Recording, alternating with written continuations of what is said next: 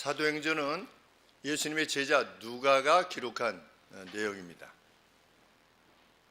누가복음이 전편이라면 사도행전은 후편입니다.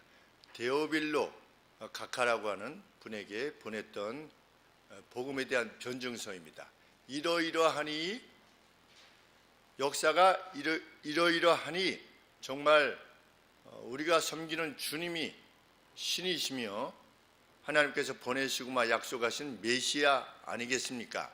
라고 하는 것이 누가복음과 사도행전에 말하고자 하는 내용입니다. 한마디로 말하면 복음의 확장은 누구에 의한 것인가?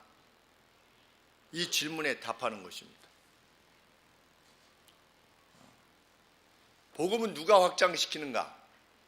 교회가 확장시키는가? 성경은 그것이 아니라 하나님께서 확장시키신다.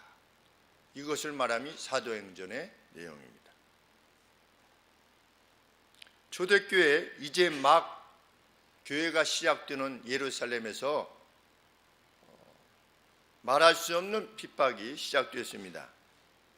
지금처럼 20억 넘는 크리스찬들이 핍박을 그 누군가 받게 된다면 다른 나라에 있는 크리스찬들이 응원하고 지원하고 그렇게 해서 마치 어느 나라의 기독교인들이 사형의 개종의 이유로 사형 집행에 이르게 되면 기독교 단체들이 압력을 넣어서 그 사형을 취소시키는 그러한 일들이 가능했겠지만, 이제 초대교회 때는 그것이 불가능한 시기였는데 그 핍박 자체는 아주 막강한 것이었습니다.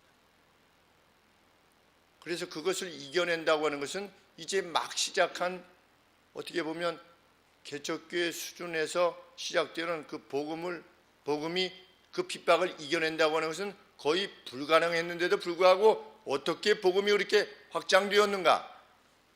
복음의 확장은 하나님께서 이미 결정하신 것이기 때문이다 라고 하는 것이 성경이 말하고자 하는 바입니다. 누가는 초대교회에 있었던 핍박의 내용에 대해서 구체적으로 밝힙니다. 그럼에도 불구하고 어떻게 됐다? 복음이 확장되어 나갔다. 왜 그러한가? 그것은 예수님이 미리 말씀하신 바고 약속하신 바였기 때문이다. 예수님은 뭐라고 말씀하셨습니까? 씨 뿌리는 비유에서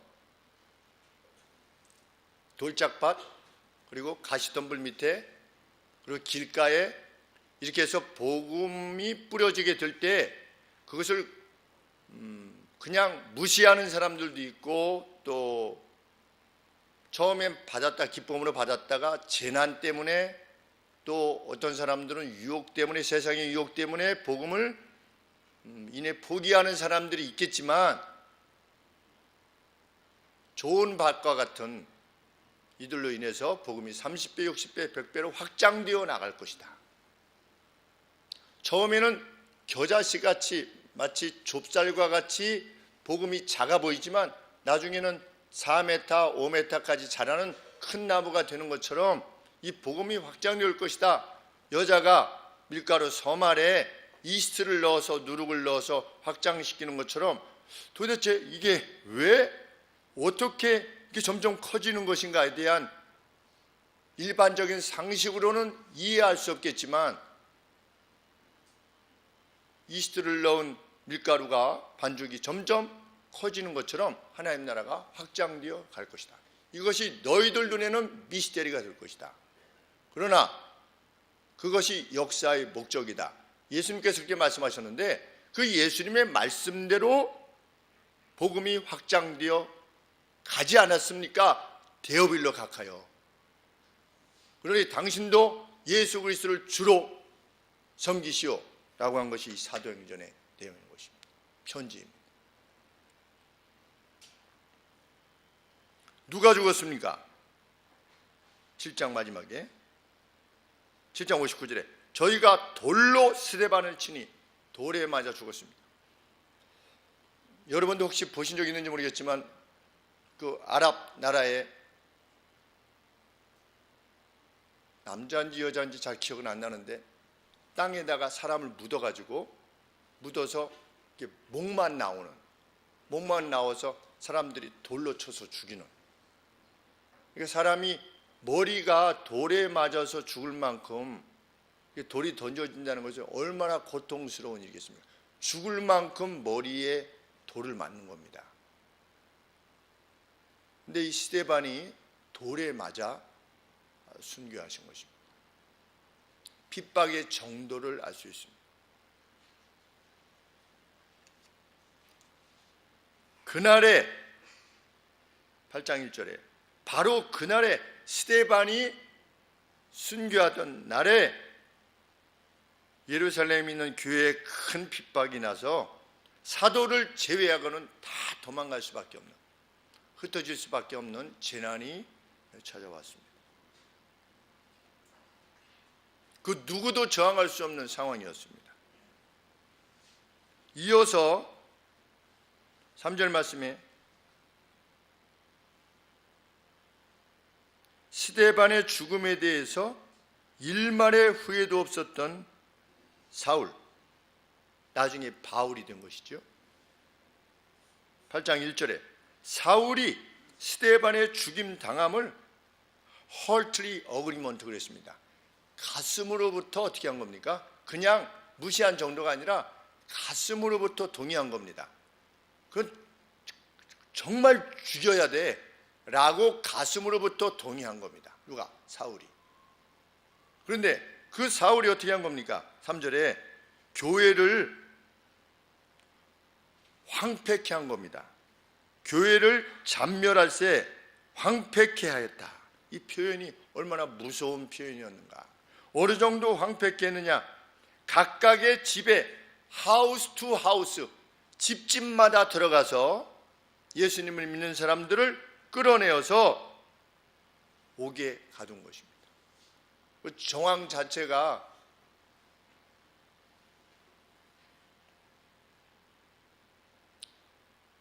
어떻게 보면 복음 초기부터 최대의 위기에 직면한 것입니다.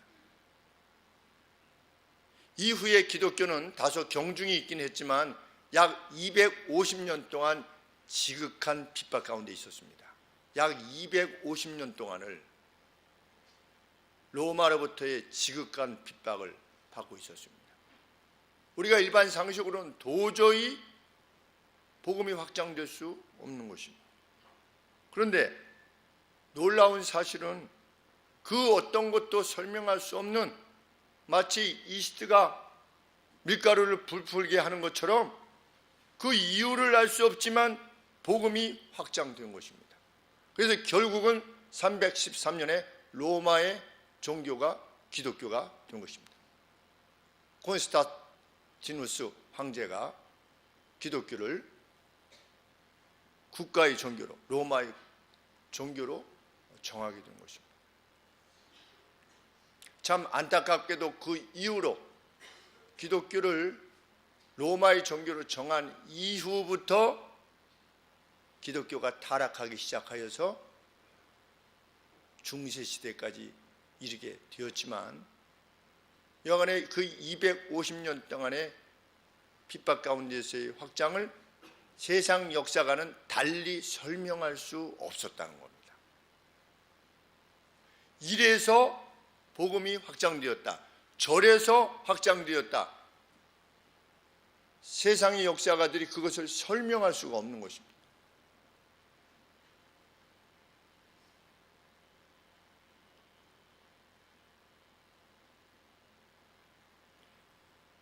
교회 부흥을 연구한 역사가의 결론은 교회 부흥은 역설적으로 전혀 예기치 않는 상황에서 이루어졌다. 어떻습니까? 부흥이 일어나리라고 전혀 생각지 않았던 시기에 부흥이 일어났다는 것이 이제는 교회가 끝이구나라고 하던 때에 역설적으로 부흥이 일어났다는 것이 부흥의 역사를 연구한 이의 결론입니다. 성경은 그 역설적 상황이 가능했던 이유가 뭐냐? 그것이 하나님께서 역사에 대해서 지니신 목적이기 때문이다. 이미 결정하신 겁니다. 뭐를? 복음을 확장시키기로. 만약에 사람들이 예수 그리스도를 주라 고백하지 않으면 우리 하나님께서는 돌들로도 외치게 하실 수 있으시다. 그렇게 말씀하신 이유는 무엇입니까? 그것이 역사에 대한 하나님의 분명한 의지라는 것입니다. 그리고 하나님은 그 목적 아래 역사를 이끌어가고 계시는 겁니다. 오늘 우리도 그 안에 있으며 그 안에 불림을 밟게 된 것입니다. 그러니 우리는 지극한 감사를 하나님 앞에 돌리게 되는 것입니다. 하나님의 열심으로 행하신 그 구원의 역사 가운데 우리가 구원을 받게 된 것이기 때문입니다. 우리 하나님은 잡신이 아니신 겁니다.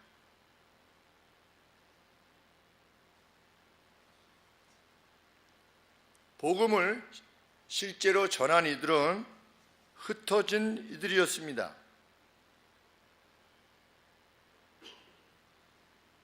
4절 말씀에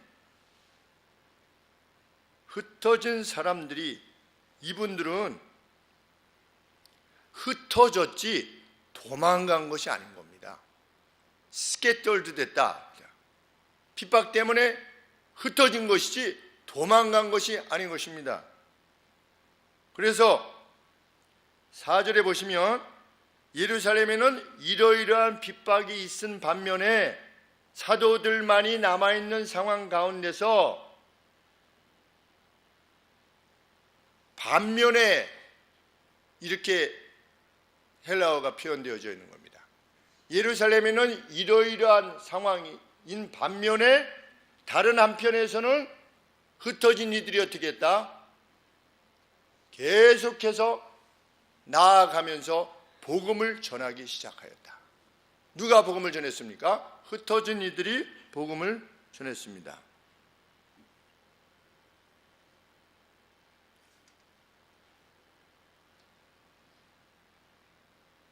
(5절) 말씀에도 보면 그 가운데 빌립이라고 하는 그 7분 선택되어진 7분 중에, 제가 왜 빌립 집사라고 표현을 하지 않느냐면 이 빌립이 이 7분이 집사라고 하는 정확한 그 레퍼런스가 없어요. 성경에 보면 스데반도 집사님일지 아닐지 모릅니다. 왜냐하면 스데반을 집사라고 표현하지 않았기 때문에, 성경 자체에. 근데 우리가 쉽게 그냥 스데반 집사라고 표현을 하는데 그럴 수도 있다이지, 그렇기 때문에 빌립이라 이렇게 표현을 하게 됩니다. 여기도 그렇게 말하고 있지 않습니까?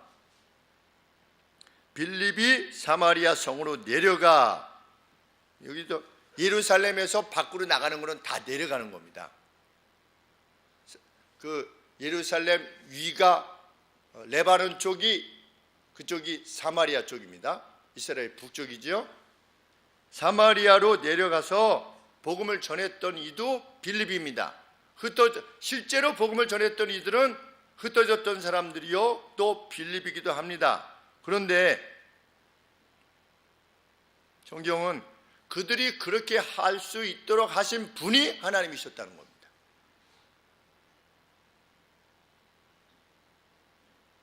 그들이 어떻게 그럴 수 있었습니까? 그들은 주님의 부활과 승천을 보았습니다. 그것이 누가가 증언하는 내용입니다. 그들이 어떻게 그럴 수 있었는가? 하나님이 그들로 하여금 하게 하셨는데 저항할 수 없으리만큼 무슨 자동적으로 하나님이 하게끔 하신 게 아니고 하나님이 그럴 만한 증거를 보여주심으로 그들로 행하게 하셨다는 겁니다. 울산대 이종훈 교수님이 최근에 핫하시지요. 그 핫하신 분의 교수님의, 교수 형제님의 그 기록에 의하면 타종교에서도 순교가 있답니다. 그런데 그 순교는 어쩔 수 없는 죽음이래요. 그런데 기독교의 순교가 차이가 나는 건 뭐냐? 기독교의 순교는 죽지 않아도 되는 상황에서 죽는 겁니다. 너 예수 믿지 않는다 그러면 살려주마. 라고 하는데 죽는 겁니다. 그것이 자기가 예수님을 믿기 전에, 이정원 교수님이 예수님을 믿기 전에 연구한 바라는 겁니다. 그래서 자기가 점점 그것을 연구할수록 두려움에 떨게 되었다는 거지요. 이들이 자기의 생명을 스스로 구할 수 있는 상황인데도 불구하고 왜 자기의 생명을 내어놓는가? 만일 이들이 이렇게 믿는 신이 진짜 신이라면 나는 어떻게 되는 건가? 얼마나 두렵겠습니까?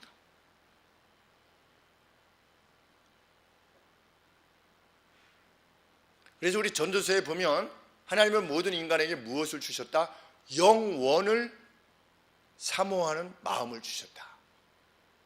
하나님께서 이정훈 교수님의 그 마음을 다취하시는 거죠. 도대체 인생은 뭐냐? 그래서 그분이 동국대 불교학과를 들어가셔서 공부를 하시다가 2학년 때 절로 출가를 하신 거죠. 그래서 인생이란 도대체 무엇이냐? 그것을 고민하다가 오히려 절에 가서 이렇게 혼자서 이렇게 생각을 하고 이러면 무엇이 더 나아질 것이라고 여기셨는데 그렇지 않았을 때 오히려 마음의 번뇌만 더 많아지고 그래서 다시 세속으로 돌아와서 이제 법 연구를 하게 된 그러한 자신의 상황에 대해서 증언을 하는데 그것을 연구하는 가운데 기독교가 도대체 어떤 역사를 지녔는가에 대해서 쭉 연구를 했는데 참 목사가 그 이상으로 연구를 해야 되겠다 이런 생각을 하게 됩니다. 왜? 그분이 이렇게 말씀하신 기록하신 내용을 보면 참 마음에 감동이 되는 우리 교회 역사 가운데 그 역사들이 있기 때문입니다.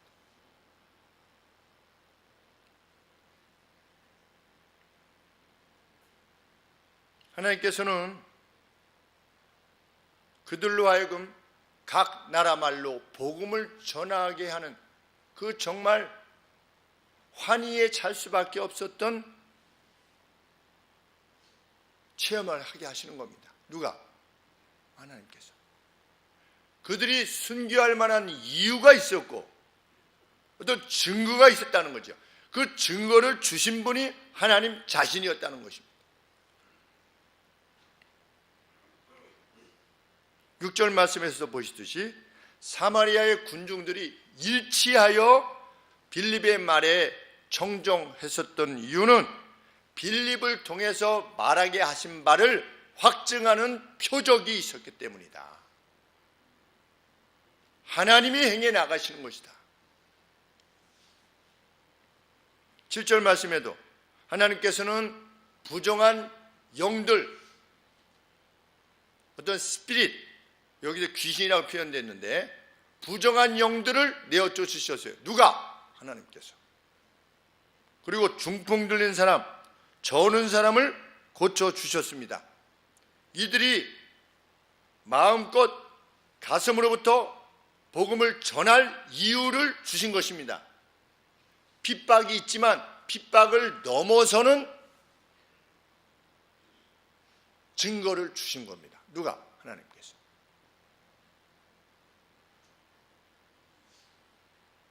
몇 번만 경험하면 그것은 결코 뒤로 물러설 수 없는 것입니다. 우리 2000년대를 사는 우리들에게도 하나님께서 하나님의 특별한 역사를 보여주시듯이 하나님의 나라의 복음을 사모하는 이들에게 도저히 물러설 수 없는 증거들을 주심으로 선언하게 하시고 그대로 살게 하시듯이 그래서 이후로 그것이 어떤 핍박이든 재난이든 고난이든 수치든 관계없이 나가게 하시듯이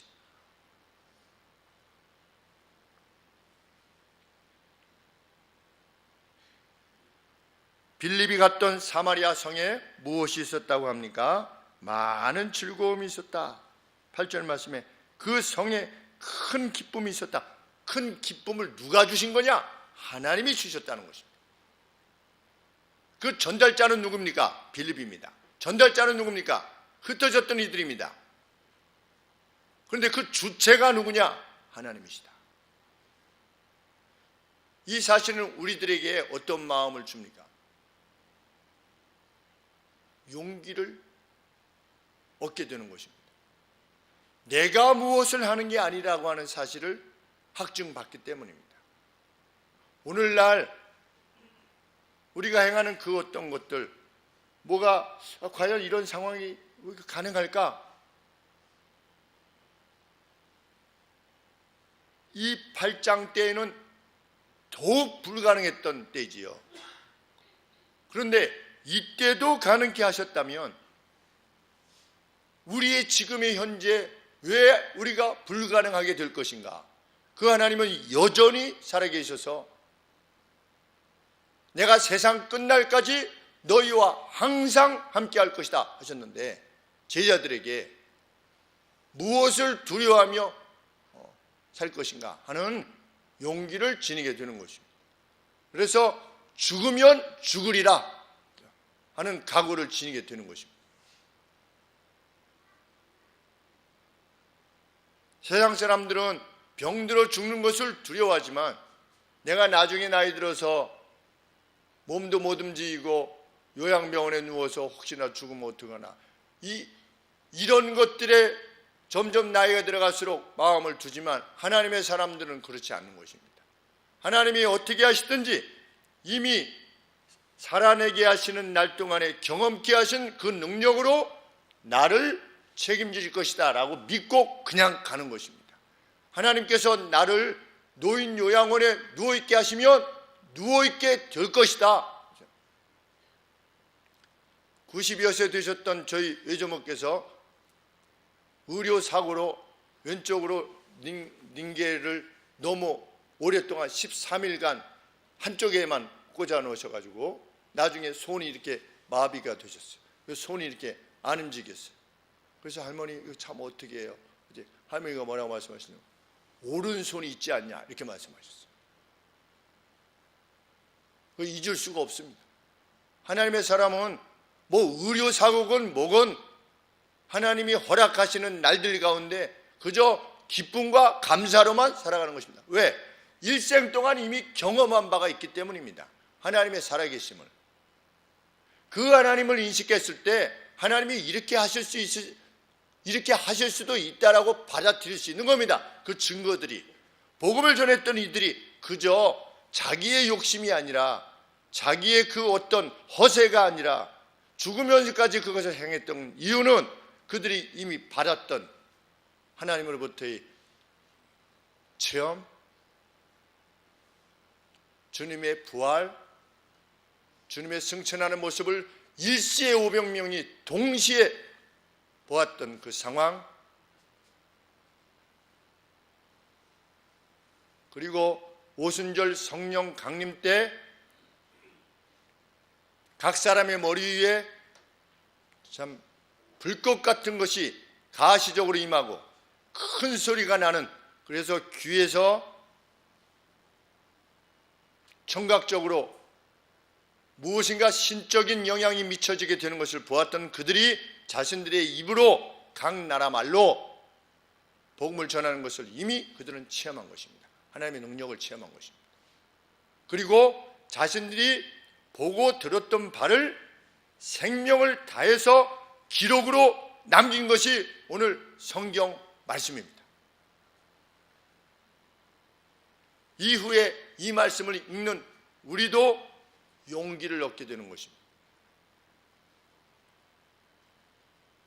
보이는 전망이 그 무엇이든지 간에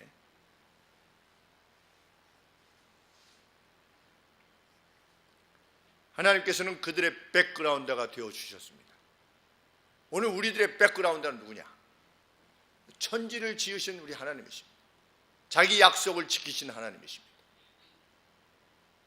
빌립이 8장 26절에 보시면 주의 전사가 빌립더로 일러가로되 일어나서 남으로 향하여 예루살렘으로 가자 지구로 내려가는 길까지 가라 하니 그 길은 광야라. 거기서 누굴 만났는가? 에디오피아 사람 곧 에디오피아 여왕 칸타케의 모든 국고를 맡은 큰 권세가 있는 내시가 예비하러 예루살렘에 왔다가 돌아가는데 병거를 타고 선지자 이사야의 글을 읽더라. 이 빌립이 예루살렘을 떠나서 가자 지구까지 내려가서 복음을 전했던 이유는 무엇입니까? 빌립이 내가 가야 되겠구나 이렇게 한 것이 아니라 성령께서 가라고 지시하신 것입니다. 성령께서 행하신 것입니다. 성령 하나님께서.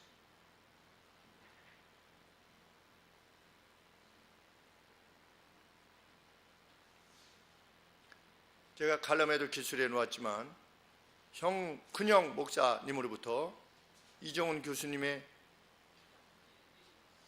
간증을 전해 들었을 때 참 마음에 큰 감동이 있었습니다.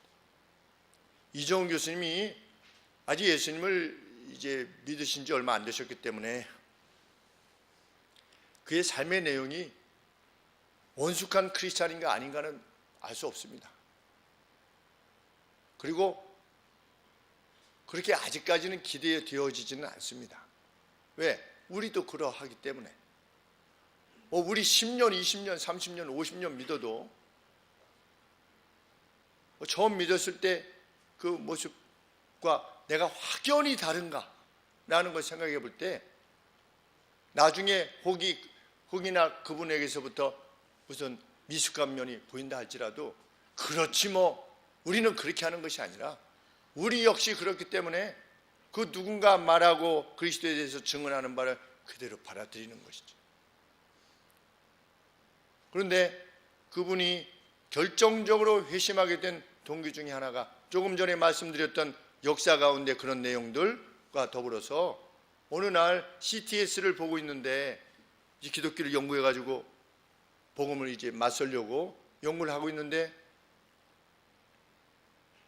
갑자기 방언을 한 것입니다. 자신이 그게 방언인지 아닌지 어떻게 알았겠습니까? 그래서 본인이 적었는지 부인이 적었는지 이 말소리를 기록한 겁니다. 말의 내용을. 그래서 아무래도 학자니까 이 말이 도대체 이 말과 관계되어진 것이 어떤 말인가, 이 알아들을 수 없는 말이 혹이나 어떤 말인가 해서 보니까 포르투갈 고어였다는 거죠. 포르투갈의 고어. 놀랍지 않습니까? 형이 이정훈 교수님에 대해서 언급하면서 이 시대의 바울이지 이렇게 처음에 운을 띄워서 왜 그분이 바울인가 했더니 예수님을 믿는 사람을 잡아 죽이러 가던 바로 이 사울이 어떻게 됐습니까? 우리 주님을 만나지 않았습니까? 우리 9장에 바로 뒷장에 사울이 주의 제자들 대하여 여전히 위협과 살기가 등등하여 대제사장에 가가지고 공문을 받아가지고 심지어는 다마스커스까지 가가지고 시리아에 거기서부터 예수 믿는 사람을 잡아오려 가다가 누굴 만났습니까? 부활하신 예수를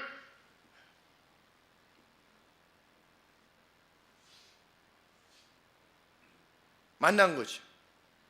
우리는 기록상으로 봅니다.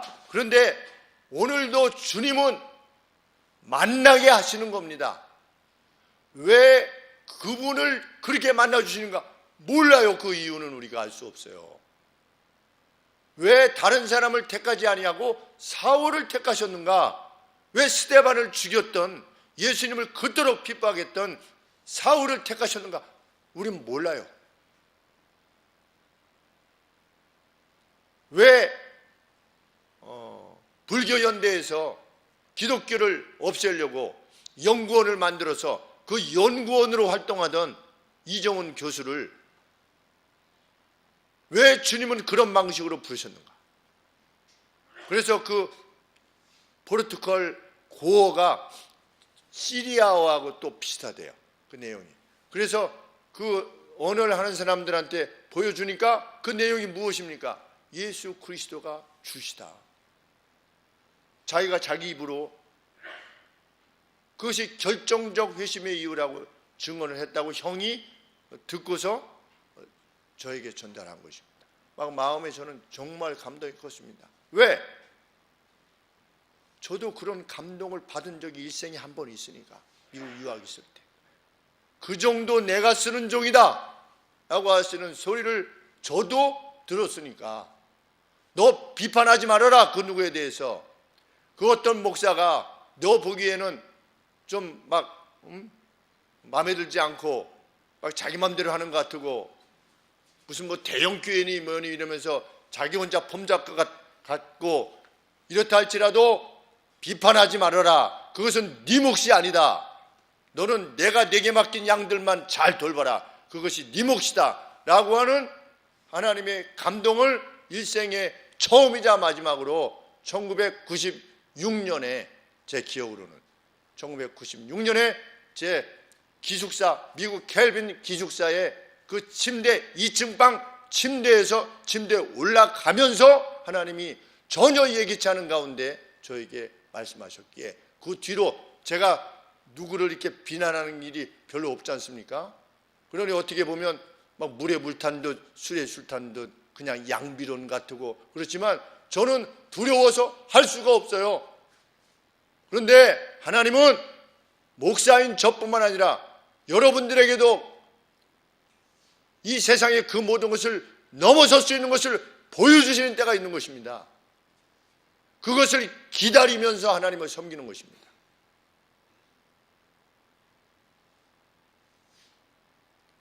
그 행하심을 만나기 전에는 예수님 믿는 것이 그냥 그렇고 그럴 수 있어요. 그냥 그렇고 그럴 수 있어요. 그냥 나 하나님 섬기고 그냥 천국 가고, 내 자녀들도 천국 가고, 내 하나님 잘 섬기면서 내 가정 좀 잘 되고, 만사 형통하고 영육간에 강건하고, 이런 것이 하나님을 섬기는 것의 목적일 수 있어요. 그런데 하나님이 행하시는 이 표적들을 경험하고 나면 전혀 다른 사람이 되는 겁니다. 일생을 바쳐서 주님을 위해서 행하는 사람들이 되는데, 사도 바울은 무엇이라고 하나님께서 자기를 부르신 이유에 대해서 밝힙니까? 두 가지입니다. 하나는 무엇입니까? 나 같은 자도 하나님이 부르실 수 있다는 것을 보여주시기 위해서 나를 부르신 것이다. 사도로. 나같이 약한 자도, 교회를 핍박했던 자도 주님은 부르실 수 있으신 분이시다 라고 하는 것을 드러내시기 위하여 나를 부르신 것이고, 또 다른 하나는 내가 하나님을 향한 열심이 있었지만 그 열심의 방향이 잘못되었기에 나를 부르신 것이다. 사울의 그 살기는 스스로에게는 하나님을 위한 의분이었습니다. 어떤 이단이 나와서, 예수라는 이단자가 나와서 자기를 신이라고 하는 겁니다. 자기 생각에는. 그래서 그를 추종하는 자들을 다 없애는 것이 하나님을 위한 것이라고 생각해서 하나님에 대한 열심을 가지고 나갔는데, 그것이 잘못된 것이기에 주께서 나를 부르신 것이다. 만나서 어떻게 했습니까? 나는 내가 핍박하는 예수라. 전환이 되는 것입니다. 무엇이 전환시켰습니까? 생각의 전환이 무엇 때문에 왔습니까? 하나님의 역사 때문에 온 것입니다. 우리가 어떻게 예수님을 믿게 된 것입니까? 내가 믿어서 성경은 그렇게 말하고 있지 아니하고 주님이 부르심이 있었기 때문에 가능한 것이다. 부르심에 내가 부르심이 없었다면 우리는 응답할 수도 없는 것이지요.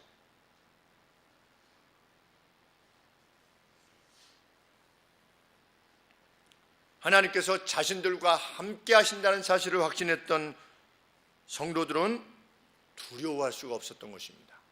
이후로는 두려움 없이 사는 것입니다. 왜?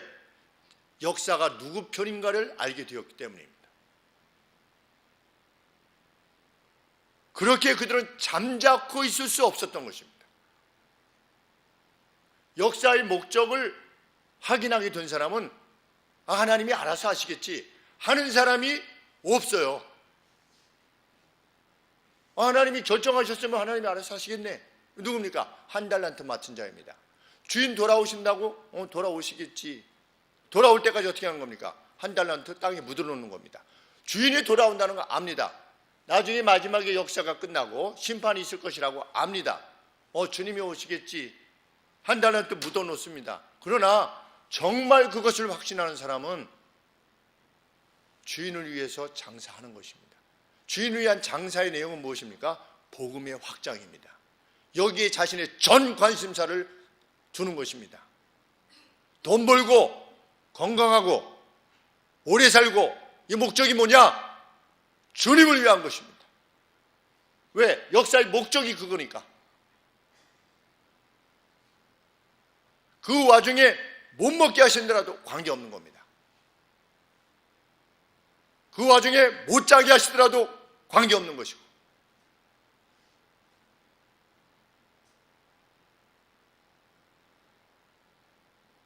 합신 동문회 총무하느라고 계속 이제 문자하고 연락하고 정리하고 이러느라고 이제 잠을 막 조각잠을 자기 2시간 반 잤다가 다시 1시간 잤다가 다시 3시간 반 잤다가. 그런데 무엇 때문에 그 일을 하는 것입니까?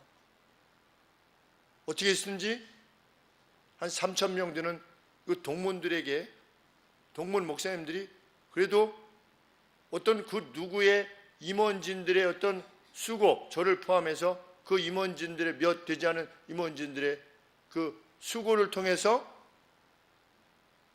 위로를 얻고 격려를 얻게 된다면 그것이 하나님 나라의 복음의 확장을 위한 것이기에 나서는 거죠. 그것을 역할을 요청할 때 동의하게 되는 것입니다. 안 해도 되는 거죠. 힘들죠.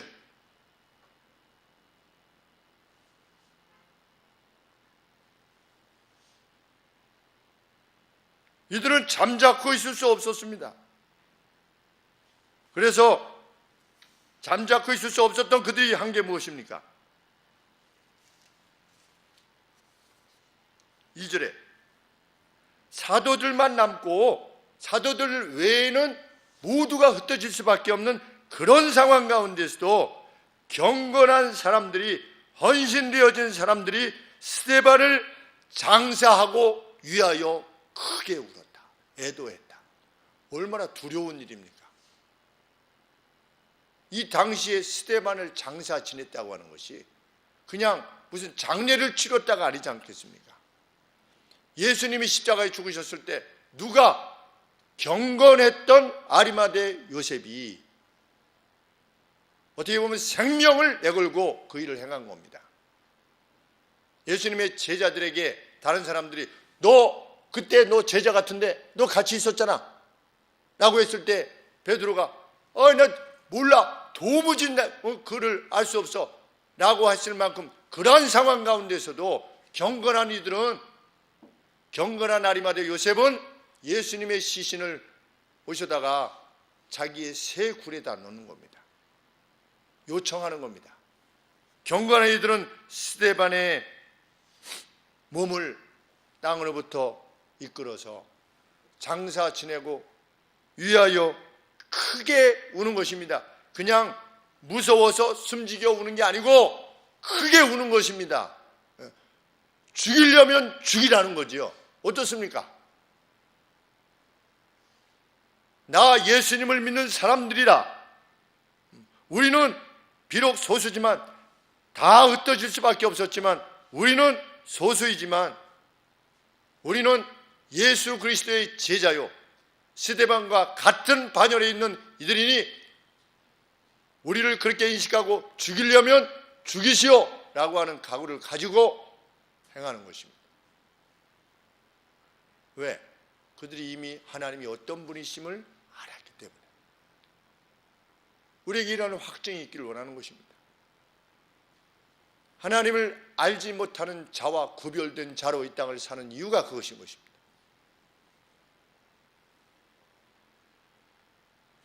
이정훈 교수님의 기록에 의하면 영국 왕 찰스 2세 때 예수님을 섬겼던 1800명의 종교적 죄인들, 근데 지붕이 없는 감옥에 가두었답니다. 이건 무엇을 말하는가? 도망하라는 겁니다.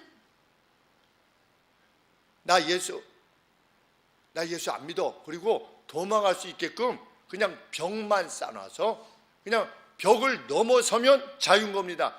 그런데 1800명 중에 한 명도 도망가지 아니하고 다 순교를 당한 겁니다. 그것이 기독교 역사입니다. 우리가 누구냐? 그 순교의 후예자들입니다. 장엄하지 않습니까? 찔찔대지 아니하는, 예수님 믿기 너무 힘듭니다. 하나님 이게 뭡니까? 예수님 잘 믿으면 이렇게 해준다고 그랬는데 이게 뭡니까? 하나님 매일매일이 힘듭니다. 이들은 담만 넘으면 자유예요. 그런데 그 안에서 죽기를 구했어요. IS가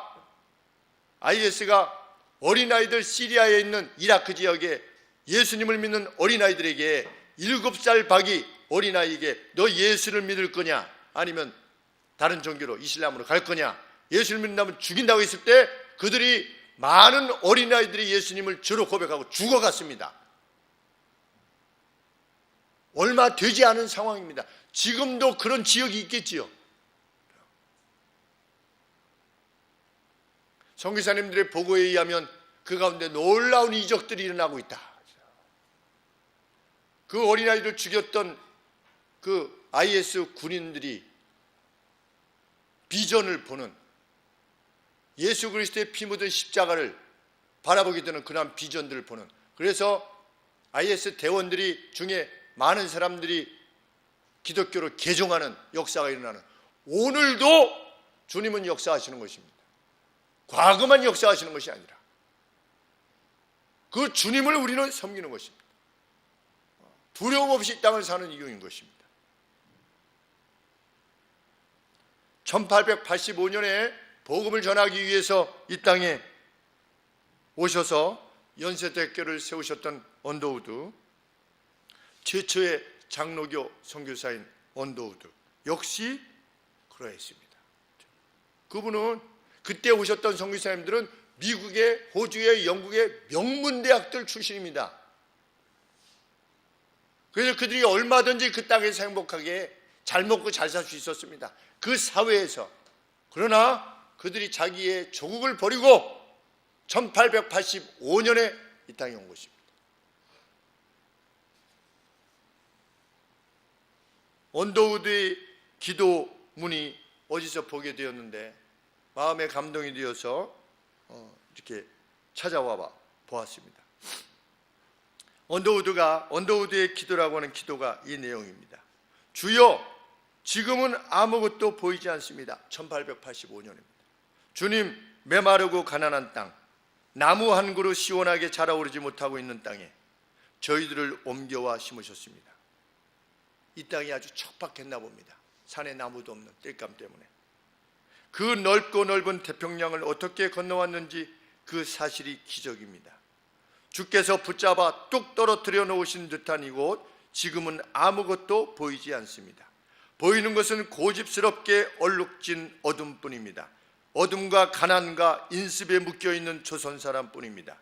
그들은 왜 묶여있는지도 고통이라는 것도 모르고 있습니다. 고통을 고통인 줄 모르는 자에게 고통을 벗겨주겠다고 하면 의심부터 하고 화부터 냅니다. 조선 남자들의 속셈이 보이지 않습니다. 이 나라 조정의 내심도 보이질 않습니다. 가마를 타고 다니는 여자들을 영영 볼 기회가 없으면 어쩌나 합니다. 조선의 마음이 보이질 않습니다. 그리고 저희가 해야 할 일이 보이질 않습니다. 그러나 주님, 순종하겠습니다. 겸손하게 순종할 때 주께서 일을 시작하시고 그 하시는 일을 우리들의 영적인 눈이 볼 수 있는 날이 있을 줄을 믿나이다. 믿음은 바라는 것들의 실상이요 보지 못하는 것들의 증거니라고 하신 말씀을 따라 조선의 믿음의 앞날을 볼 수 있게 될 것을 믿습니다. 지금은 우리가 서양 귀신 양귀자라고 손가락질 받고 있사오나 저희들이 우리 영혼과 하나인 것을 깨닫고 하나님나라의 한 백성 한 자녀임을 알고 눈물로 기뻐할 날이 있음을 믿나이다. 지금은 예배드릴 예배당도 없고 학교도 없고 그저 경계의 의심과 멸시와 천대함이 가득한 이곳이지만 이곳이 머지않아 은총의 땅이 되리라는 것을 믿습니다. 주여 오직 제 믿음을 붙잡아 주소서. 장엄한 기도입니다. 우리가 이 언더우드 믿음의 후예들입니다. 태평양을 건너오는 것 자체가 기적일 만큼 일생을 헌신할 이유가 있었다고 선교사들은 말하는 것입니다. 성경의 복음 전하는 이들은 말씀하고 있는 것입니다. 복음의 불모인 땅인 이 땅에 과연 하나님께서는 이들을 통해서 복음을 확장시키셨고 오늘날 동양에 있어서 더할 수 없는 복음의 나라로 저희 나라를 세워주셨습니다. 그리고 119년의 헌신을 마친 언더우드 가가 미국으로 돌아갔습니다. 119년간 헌신한 것입니다.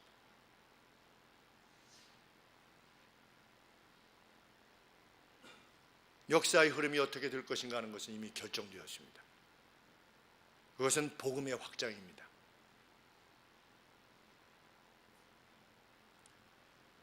성령이 너희에게 임하실 때 너희가 권능을 받게 될 것이고 너희가 내 증인이 될 것이다 라고 하는 것은 하나님이 이미 정하신 바입니다. 그것은 주님의 선언입니다. 주님은 이 같은 성경의 말씀을, 주님의 말씀을 자신의 것으로 인식하고 주님의 나라를 위하여 쓰임받기를 소원하는 이들로 일하게 하실 것입니다. 저는 목사인 저는 우리들이 그들이 되기를 원하는 것입니다. 흩어지면서까지 복음을 전했던 이들이 바로 우리가 되기를 원하는 것입니다. 그러면 내가 세상 끝날까지 너희와 항상 함께 할 것이다 라고 하셨던 주님의 그 실제하심이, 동행하심이 어떤 것인가를 우리들 가운데 분명하게 드러내신 날이 도래할 것입니다.